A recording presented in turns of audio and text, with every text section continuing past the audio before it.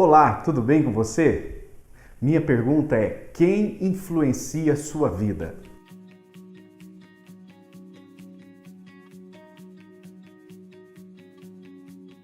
Nesta série Discípulos ao Pé do Mestre, temos visto que somos influenciados desde os nossos antepassados, lá na Grécia Antiga, até o tempo moderno, seja por influenciadores digitais ou pessoas que estão ao nosso redor e que de alguma maneira compartilham os seus acertos, seus erros conosco, e isso nos ajuda muitas vezes a encurtar o caminho. É fato que existem boas e más influências, mas os influenciadores sempre existiram e são necessários para a nossa caminhada. Mas nesta série, Discípulos ao Pé do Mestre, nós temos falado sobre o influenciador Jesus Cristo. Isso mesmo, o melhor e o maior de todos os influenciadores.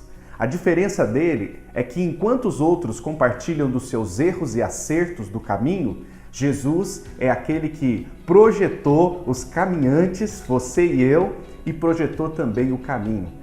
E Jesus, quando fala, quando ele dá suas instruções como mestre e rabino, ele começa o sermão mais importante da sua caminhada, começa falando sobre a felicidade.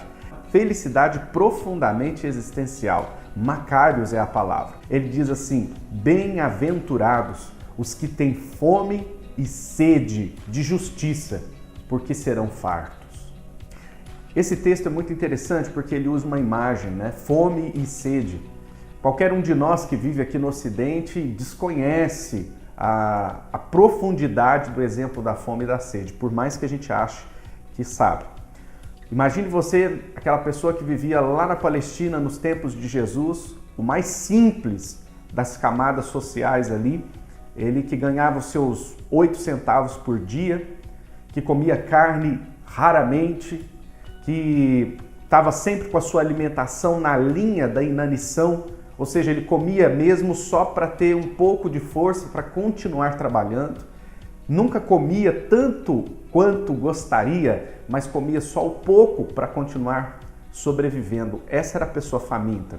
Não é você e eu que de repente sente uma fome quando atrasa para almoçar ou para jantar. Ele diz também que essa pessoa tem sede. Imagine aquele contexto que pior ainda, a mais falta de alimento era a falta de água. Viajantes que peregrinavam por ambientes desérticos, tempestade de areia, ondas de calor. A água que eu tenho é do cantil e se acabar e eu não estiver perto de um novo poço, o que será de mim? Então é interessante pensar numa situação ali em que a sede estava sempre presente. Sempre presente. E ele diz assim, olha, felizes são os que têm fome. Mas não é pouca fome, é muita fome. Aqueles que têm sede, e não é um pouquinho de sede, muita sede. É daquelas pessoas que nunca bebem toda a água que gostaria de beber para se empanturrar de tanta água. Felizes são os que têm fome e sede. De quê? Quem são esses que têm tanto apetite? E apetite pelo quê? Pela justiça. Quando a gente fala de justiça, surge aí um pequeno sorriso nos lábios de todos nós, né? Porque todos nós nos simpatizamos muito com a justiça.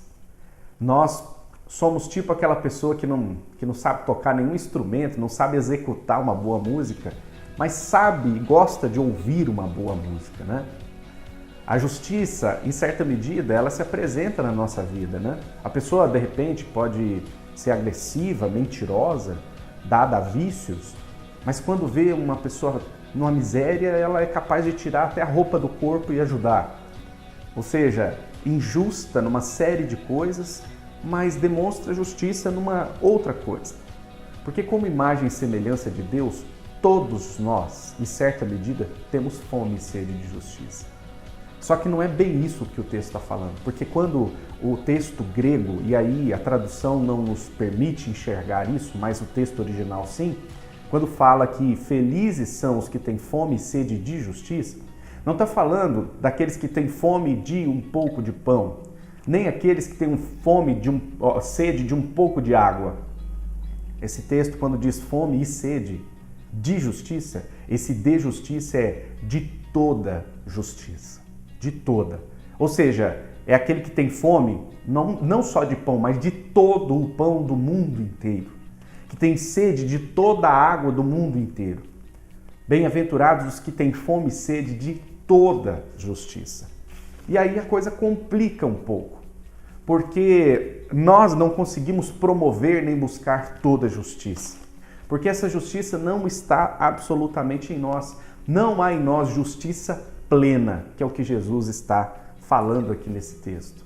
Nós não conseguimos nem promover, nem viver, porque, infelizmente, o estado do ser humano, ao romper com Deus no Éden, é um estado de depravação, de corrupção, é um estado de decadência. Então, a gente pode até ser bom em alguma coisa, mas é péssimo em outras, porque em nós habita a injustiça e a imperfeição. Dessa forma, nós estamos complicados, nós estamos aí com um problema, porque a gente não consegue ter toda ou buscar ou desejar toda essa justiça. Como então sermos bem-aventurados? E aí que o consolo vem, porque essa justiça plena, que é nada mais e nada menos que as coisas funcionassem como elas foram criadas para funcionar.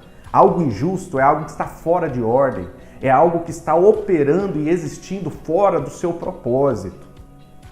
Essa justiça, o Senhor Jesus diz assim: bem-aventurados os que têm fome e sede, que têm apetite por isso, porque eles serão fartos. Eles não se fartarão, eles não promoverão essa justiça porque de fato não tem. Porque quem tem fome é porque não tem, quem tem sede é porque não tem. E aqui quem tem fome e sede de justiça é porque não tem justiça. E o texto diz para nós que essas pessoas que não têm justiça serão fartas.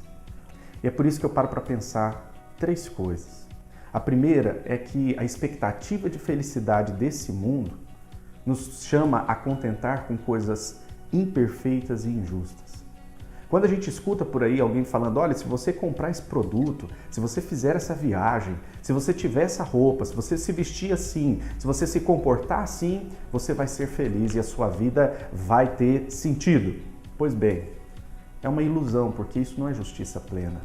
Esse mundo quer vender pra gente algumas gambiarras para que a nossa existência seja um pouco satisfatória. Mas Jesus diz que felizes são aqueles que desejam toda a justiça, que desejam que toda a vontade de Deus seja feita.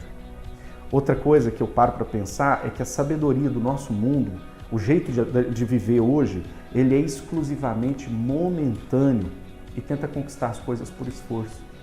Como assim momentâneo? Essa justiça que Jesus promete nada mais é que a sua volta redentora.